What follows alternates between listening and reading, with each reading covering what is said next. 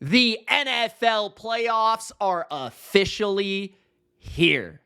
But I know you have one question, and one question only. Mitch, what should I bet?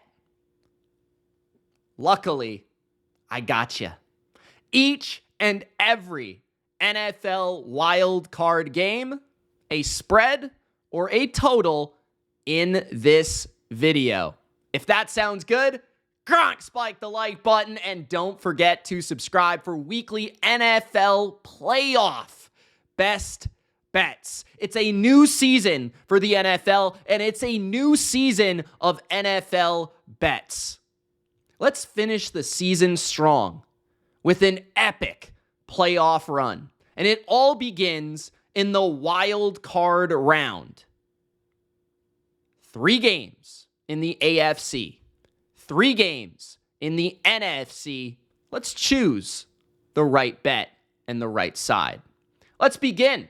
We're going in order of matchup, not preference. So I'll let you know which bets I love and which bets I just like, okay? So let's kick it off with the first game, the Los Angeles Chargers to cover, preferably 2.5. If you could get a 2.5, that would be ideal. But at 3, I'd still lay 3 with the Chargers. I actually really like the Chargers here. I do. I think they are the far better team, playing the far better football, entering the playoffs. And oftentimes, the teams playing the best football entering the playoffs are the teams that win. And the Chargers are one of those teams. Justin Herbert is the far better quarterback entering this matchup over CJ Stroud. And you guys know how much I like CJ Stroud, but he's simply not been playing well. Accurate, decisive football.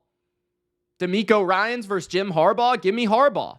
Charger defense versus Texans defense. Honestly, it's pretty much a toss-up. Offensive line of the Chargers, definite edge. And that's where I want to begin. The Chargers offensively have, in my opinion, an ideal matchup with the Texans because the Texans defensively, in order to have success, need to be successful rushing the quarterback. Danielle Hunter and Will Anderson are their X factors, but when facing Rashawn Slater and Joe Alt at the tackle position of the Chargers, it should be a wash. It should be a toss-up, which means that Herbert should be able to find some time, should be able to make some plays against this secondary. A secondary that tends to play aggressive and will give up some big plays if you have the time, but many offenses have not really had that time. Since J.K. Dobbins has been back, the Chargers have been running the football much better. And it feels like whenever Dobbins is playing and he's not playing, they run the ball much better. Herbert is one of those players that is a terminator in the pocket. If you're going to play tight coverage, he's still good enough to put a precise bullet pass right on his receiver.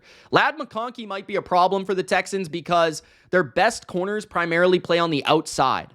The middle of the field for the Texans is very susceptible with injuries to their nickel position and their safety positions. Their starters at safety and nickel have been injured throughout the course of the season. They do have returning linebackers, and this will not be easy for the Chargers to go up and down the field. But given how the Chargers have looked offensively lately, 30-plus points in 3 straight games, Herbert's best passing days coming in 3 straight games, entering the playoffs, I feel confident that he's playing his best football at the right time. Him and Greg Roman are humming. Greg Roman is a Baltimore guy. We just saw what the Ravens did to the Chargers in terms of their pulling linemen, their power running game, what they were able to do to the Texans. I think the Texans' run defense is a little bit overrated in my opinion, and I wouldn't even be shocked if Herbert made some plays scrambling, as the Texans are one of the worst teams against scrambling quarterbacks. I think Ladd McConkey should have a good day. I think Will Dissly will mix in there, and Quentin Johnston did play extremely well against the Raiders, and his confidence is at an all-time high. So I think the Chargers will be able to move the ball a bit better than the Texans. The Texans on the other side have had a disastrous offense for really the entire year, but especially lately. CJ Stroud has struggled against pressure. Their offensive line has been absolutely atrocious. In my opinion, the worst O-line in football, especially against stunts, which the Chargers run a lot of stunts under Minter. Minter is a really good defensive coordinator coming from Michigan with Harbaugh. He's been a revelation for their defense. Bosa and Mack can create pressure, but I do think that the way the Chargers play defensively is going to provide a lot of problems for Stroud. They love to play a lot of soft zone coverage. They give up things underneath, and they make you run the ball. And given the fact that the Texans' O-line is so lousy that they can't really consistently get push in the run game, even against soft fronts, it's going to be really tough for the Texans to move the ball, especially if they can't run it consistently on early downs, because their short passing game is just inept. It doesn't exist. And their entire passing game is about setting you up for vertical shots and crossers, and that's exactly what the Chargers defend against. They play a lot of too high, which is something that Stroud has struggled against all season. They give up underneath, but they protect over the top. And sure, Nico Collins is a great player, and they don't really have a great corner to shut him down, but when you play as much zone as the Chargers do, I'm not really concerned. I think Stroud is probably going to suffer because he's going to be facing pressure. He's going to be facing looks that he's not confident in. The Texans love to run their 2 and 3 receiver routes, and it's just going to be too many people in coverage. I think the Chargers will still be able to get a little bit of a pass rush even without, having a blitz or anything like that necessarily. So I think the Chargers defense, the style that they play, is going to challenge Stroud to be patient. It's going to challenge, Bobby Slowick to change his curveball and his fastball up. Like, overall, the Texans have been a team that they just don't have any rhythm. They don't have any precision. They don't have a consistency to their offense. Like, they have nothing outside of throwing to Nico Collins. That's the only thing they have. They don't trust any other element of this team without Tank Dell or Stephon Diggs. Mixon has been up and down lately, and I just think the Chargers are playing better football. I think they've been better coached lately, and I think the quarterback's playing better. So despite being on the road, I think the home dog is going to be defeated. I do. I think the Chargers are going to walk in, and they're going to prove they're the better team in this spot. So I actually think I could see this game being decided by 2 scores. I wouldn't be shocked if the Chargers won 27-17 or 24-14, 24-13. I don't think it's going to be overly high scoring, but Chargers defense is first in points allowed for a reason. And this Texans team can't score. So I think the Chargers win. I think the Chargers cover. I think this is actually one of my more favorable bets to start it off. Next, we have the Pittsburgh Steelers. And my favorite play here is plus 10, although I could be talked into the under 43.5 as also being a play in this game. And I think they're kind of correlated between the Steelers and the under. So if you almost want to put half your bet on the under and half your bet on plus 10, I understand that as well, or maybe even parlay them together. I totally get that. Because a 10-point spread and an under of 43.5, it does seem to correlate there with a defensive team like the Steelers, right? The Steelers are not overly dangerous from an offensive perspective. They're not going to put up 30 points. And if the Ravens get to 30, the Steelers are going to lose, and they probably aren't going to cover, to be honest. But this game has always been tight. These games are always tight. And the last time we saw these teams, I think that it looked a little bit more like a blowout than people are used to seeing between these two teams. And that's why this line has been inflated. But remember, Pittsburgh beat the Ravens in Pittsburgh this year. Pittsburgh, in the Ravens game, didn't have George Pickens. Joey Porter Jr., their best corner, got injured in the second series. Dante Jackson was hurt. Larry Ogunjobi was hurt. They were missing many key pieces to their run defense, their pass defense, and their pass offense. And the Steelers have struggled. They've lost 4 straight. They've looked atrocious on offense, even against a terrible Bengals defense. Okay? But I think the Steelers actually, out of all the games of their last 4, they looked the best offensively against the Ravens. They turned it over inside the 10-yard line with Russell Wilson fumbling the ball, which gave momentum to the Ravens. They threw a pick 6 in the game, which inflated the margin. I think this game is going to be tight. I think it's going to be defensive. And I think it's going to be that because the Ravens don't have Zay Flowers, their number 1 receiver. And without Zay Flowers, the Steelers have tended to play a lot of man coverage this year. And with Joey Porter back, and with also Dante Jackson back, I think their corners are going to be able to match up with Nelson Aguilar and Rashad Bateman pretty successfully.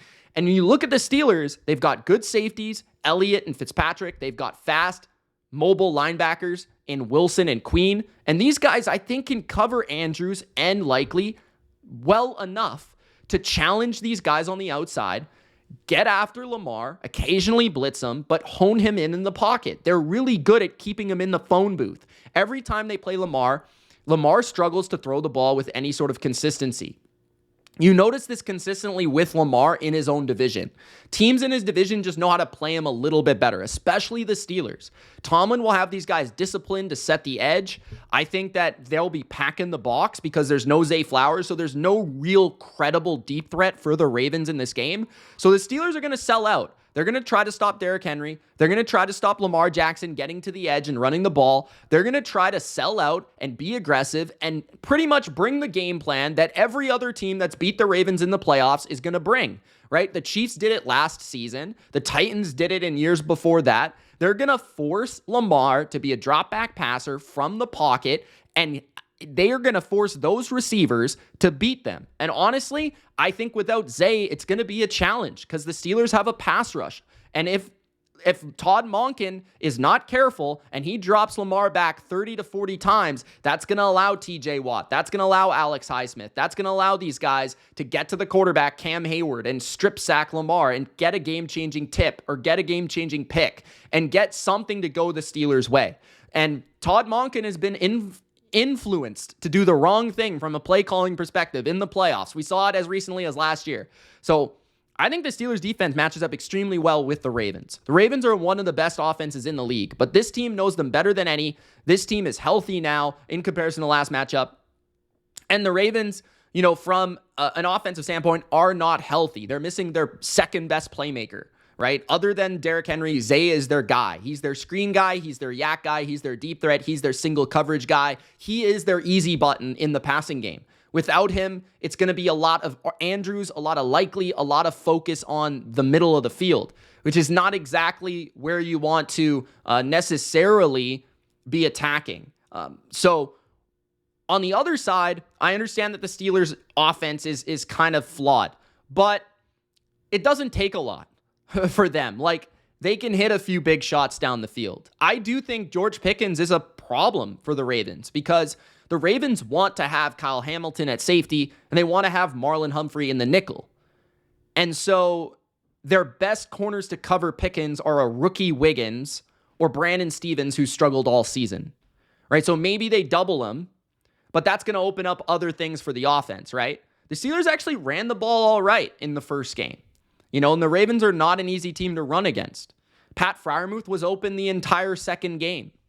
Russell Wilson, as long as he doesn't turn it over and doesn't take incredibly ugly sacks, I think they can stay in this game. Between the quick passes over the middle, I think you can attack the middle of the field against this defense in the Ravens. And a little bit of the screen game, a little bit of Arthur Smith magic. We've seen this coordinator pull it off against the Ravens on the road in a playoff game before with the Titans. Like, would it be that shocking if Russ hit 2 or 3 big bombs down the field to Calvin Austin or to George Pickens? I think there's plenty there to take advantage of against the Ravens defense. So I think they'll keep this tight. I think they could win. They might get blown out, but I think there's just as big of a chance that they win the game than they get blown out, to be honest. But for the most part, you look at this series, like 75% of the time, the underdog covers. That's for a good reason. These teams get fired up. They know each other really well. They're very familiar. These coaches know each other very well. And I think the Steelers have been embarrassed. And if there was ever a raw spot for the Steelers ever, for Mike Tomlin ever, it would be in this game because they've lost 4 straight games, including to this team. And nobody thinks they can win. So yeah, not only do I think the Steelers will cover, but I think if they do, it will be an under 43.5. So, an ugly football game is likely, I actually think. So I'd take the Steelers. I'd also bet the under in this game.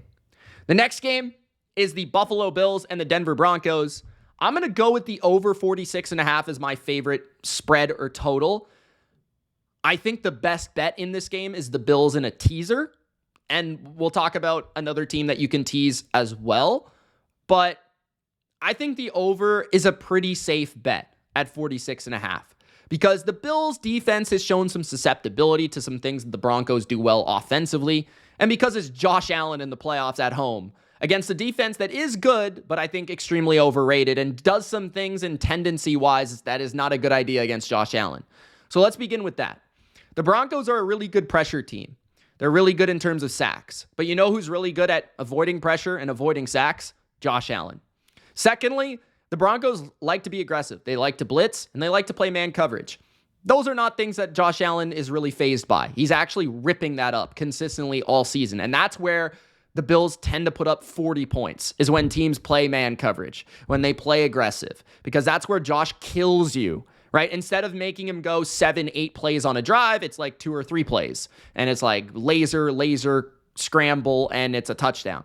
So the Bills could score in a hurry in this game, and I think the Broncos will be focused on ball possession. I think they'll be really good in terms of their yak ability because the Bills have struggled to tackle.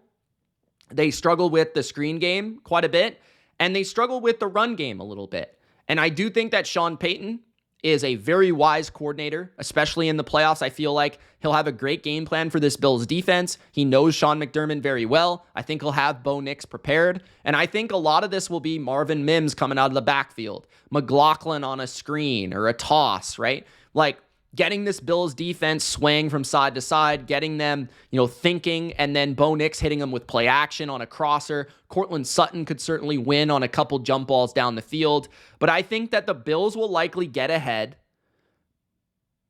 and then the Broncos will have to chase, or even it could be a back and forth. If the Broncos get ahead, I think it's very likely it goes over, okay? Because then you have Josh Allen in pass mode, in chase mode, like we've seen against the Rams. Now you're talking. That's an over for sure. So in a lot of different ways, I could see this game being an over because I think the Bills are extremely likely to get to 30 points in this game. So if anything, if you want to just bet the team total for the Bills, that also makes sense. I think it's like 28.5. I think they will score 30 because I think the Broncos just don't match up that well. I think the Bills will be able to stay balanced. I think they can attack the Broncos in the middle of the field with their tight ends and their running backs in the passing game. I think Khalil Shakir should be able to have a good day in the middle of the field, right? The best assets for the Broncos are their edge rushers, which will be negated by Josh Allen, and their corners. And, the Bills don't have great perimeter receivers. That's not how they really run their offense, right? So I think both offenses will find success. I think the Broncos will more so have to do it through long drives, but I think they can find success because of Sean Payton's creativity and because of their yak ability against a team that's been struggling in that facet. And then I think the Bills will create a lot of explosive plays against a very aggressive defense that I think is just going to get burnt against probably the best quarterback in the league. So I like the over here. I'm not really sure about the spread. But I do think the Bills are going to win the game for sure. I'd rather tease them than lay the big number. Next, we've got the Philadelphia Eagles -4.5 at home over the Green Bay Packers. I would take them -4.5. I think this is low-key one of the better bets of the week. I think the Eagles are on a different planet than the Packers currently. I think the Packers are extremely overrated. A lot of people are talking about them as a dark horse, and I've seen a number of people in my comments pick them, and maybe that's just Packers fans. I've been very forward in terms of I like the Packers. I've always cheered for the Packers the last couple of years, but I don't see it with this team currently. First of all, I don't see it with Jordan Love. I think right now he's not playing that great. He's beat up entering this game. He got injured last game. His precision, his consistency has not been there all year. The amount of drives where the Packers have been able to drive the ball consistently due to their ability to throw the ball, it simply has not existed all year. Their ability to drive the football from one end to the other and score has always been based on their run game, and usually they only succeed on downfield passes and explosives. Without Christian Watson, it really hurts. Without Christian Watson, their metrics fall off the face of the planet. They go from the number one team in terms of explosive yards per route run ability at wide receiver.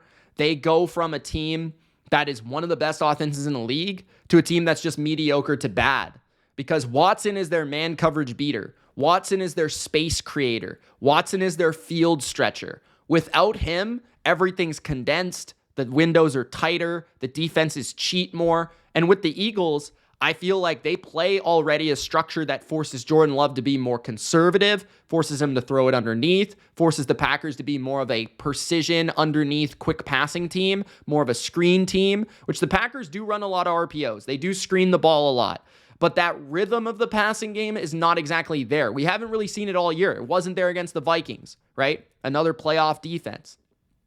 And the Eagles will be able to get a bit of a pass rush, especially at home, right? I think their secondary is awesome. I think they can match up with the Packers well. And, Zach Bond's been one of the best linebackers in football. I don't think he's going to be fooled by anything, in terms of those motions, those eye candy plays from Matt LaFleur where a running back's coming behind the quarterback. They're faking this way. They're going the other way. I don't see that happening, man. I think this defense is too good. I think it's the best in football. I think Fangio is going to be really, really on it. And I think these corners are going to lock down these receivers, forcing Jordan Love to have a tough day of throwing into a lot of tight windows.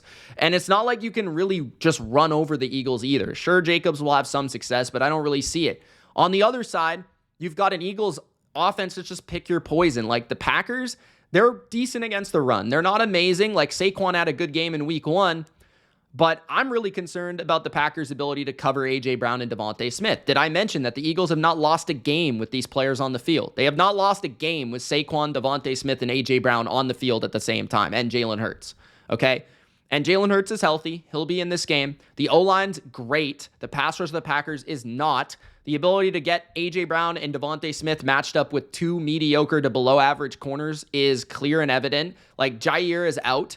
They're the Packers are just they don't have the talent to match up here. They're going to get overwhelmed up front in terms of the offensive side of the football of the Eagles. I think they'll be able to run it. I think they'll be able to protect Hurts. I think Hurts will have a lot of time. He's facing a lot of zone. I think that there's going to be a lot of quick throws to A.J. Brown, some screens to Saquon, running the ball.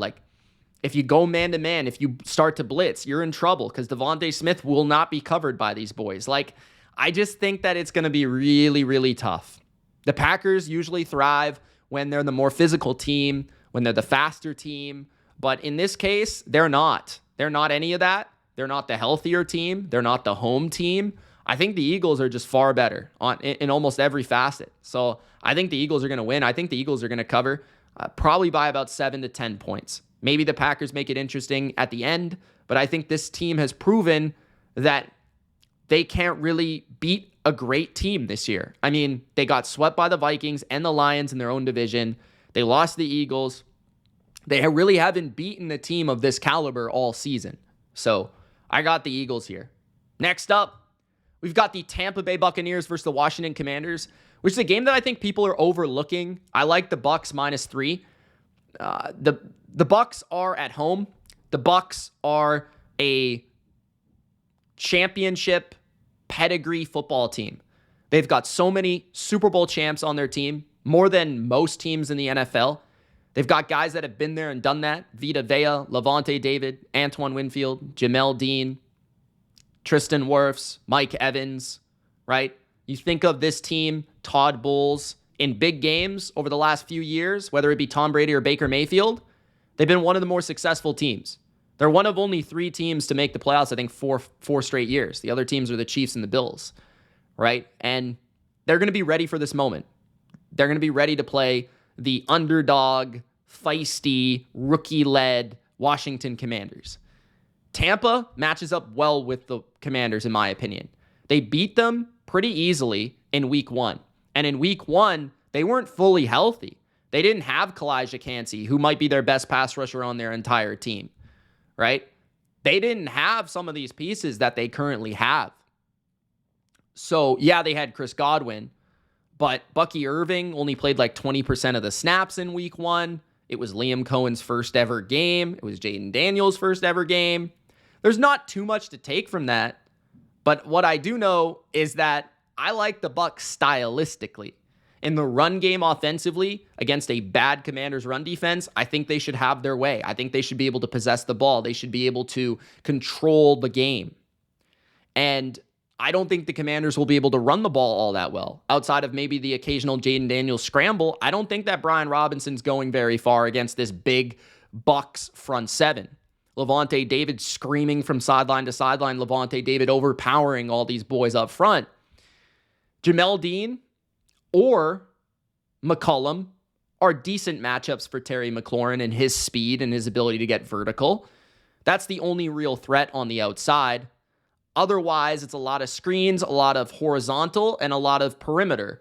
And what the Bucs do is they often vacate the middle of the field pretty often. But that's not really where Daniels looks to target anybody, really. Outside of Zach Ertz. That's not the primary space of where they attack. They like to attack horizontal. They like to attack the outside. And the Bucs are very good at defending that sort of stuff. They're also very good at blitzing. They're very good at putting pressure on quarterbacks. They're very good at confusing young quarterbacks. They're very good at, because they like to blitz, they like to load the box.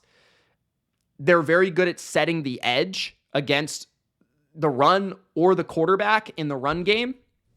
And Bulls will be prepared for that. You think of how the Bucs have dominated the Eagles and Jalen Hurts' ability to run, right? Like he could slow down Jaden Daniels in that as well, right? And I'm not saying the Commanders won't score their points. Like if I were to lean over or under 50.5, I'd go over, right? But I'm just saying the Bucs do some things defensively in terms of switching up their looks, their simulated pressures, their zone blitzes, that I think is going to give a young quarterback that doesn't have a lot of experience in big games a lot of issues. I mean, this guy, Todd Bowles, did confuse Patrick Mahomes once upon a time, right? So it's definitely there. And then the way that they can stop the run, the way that they can get the third down free blitzer to come free.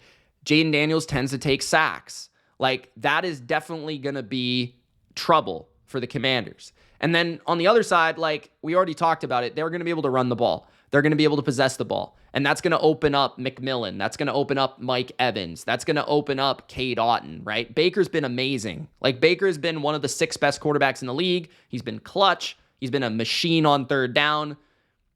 I do give the Commanders a fighting chance. I think they're a feisty underdog. But I think the Bucs are actually a really challenging matchup. And I think the Bucs are just generally a little underrated. They're underrated in terms of how good their offense is. They're underrated in terms of how good their quarterback is. I think they're underrated on defense when they're healthy, which they are closer to fully healthy now. They are missing 1 or 2 safeties, but Antoine Winfield is back, which is the most important of the bunch. And their corners are there. So that's a big step. And their front 7 is pretty much fully healthy. So I think the Bucs are the better team. They're at home. I say it's probably going to be a higher scoring game, which means I'd lay the 3 because it's less likely it will land on 3. So I like the Bucs by about 6 or 7 in this game, and I think they take it. The final game is the Vikings and the Rams, which is kind of awkward to discuss at this moment because they just changed the game as I started to record to the Arizona Cardinals Stadium, so to Arizona. Now, the Rams are familiar with that building, and the Rams have had success in that building, and maybe they even had a hand in choosing that. But that's a concern just because there's not really a home field advantage for the Rams here. And the last time they played, it was in LA, and it seemed to help. The last time the Rams and Vikings played, the Rams won. They upset the Vikings. It was in a primetime spot, and it was at home. So that does hurt a little bit. But if I were to make a bet on this game, I think this is the least inclined I am to make a bet on any game because of the weirdness surrounding it. I'd probably put the Rams in a teaser. I think they probably don't lose by more than 7. But if you want to get a little bold, I think Rams to win this game as an underdog is certainly possible for a variety of reasons. Stafford over Sam Darnold is the first of many, but Stafford in a clutch situation against what I just saw from Sam Darnold in the clutch situation, you guys got to know, like Sam Darnold has not played in a lot of big games in the NFL. I know that he's 27, but he has not really shown that he can play in an NFC playoff game or a big game in that, for that matter. Like, how many has he played in the NFL? Like, and last time we saw him, he looked shook. He wasn't even finding open players against the Lions, and there were open players by many reports, right? Stafford is a playoff demon. This guy has been great at times in his Rams career as a playoff quarterback. Last year, they lost. It wasn't his fault. He was spectacular, right? They won the Super Bowl. And you think of McVay, and McVay knows O'Connell. Like, he knows O'Connell really well. That's his Padawan, right? He's the master. He's the Jedi master, McVay to O'Connell. So he's going to know his offense. He's going to know his tendencies. He's going to know his X's and O's very well, as opposed to many other coaches, right? McVay and Stafford have tended to really thrive against blitz-heavy defenses. Flores is a pressure blitz-heavy defense that plays a lot of zone. Stafford's great against these style of defenses. You think of Todd Bowles' Bucks and how much success he's had against that. He was very successful in a similar fashion against Flores earlier this year, where it's a lot of quick throws. It's a lot of early down passes. It's a lot of get the ball out. Let's get 5 yards on first down. Let's work from there. Mix in the run, work in the pass, work in the shot play, work in the play action. And Puka Nacua is going to be an animal. He's going to be tough for any individual on the Vikings secondary to slow down. Cooper Kupp is a playoff performer. And the Rams defense has been getting better and better and better lately. They've been getting better against the run. I do think that they'll blitz Darnold to force some bad throws and to force some pressure and to force him to see ghosts like the Lions did. And I don't love the Rams secondary, but I do feel like they're very smart in terms of they don't give up a lot of big plays, in terms of they try to make you, really earn it in the red zone. And I think that they can do that just as the Lions did. And I feel like they will at times get some pressure with their front four. Their front four is very talented against a Vikings offensive line that I don't think is as good on the road or as good not in their home venue. So, and I just think the Vikings in general, outside of their home venue in Minnesota, they've been a much worse team. So the first meeting still plays in my mind of Stafford having a lot of success, Puka having a lot of success, Cooper Kupp's maybe best game of the year. The defense did enough in that game, especially towards the end. They were getting a lot of pressure, and Darnold was folding.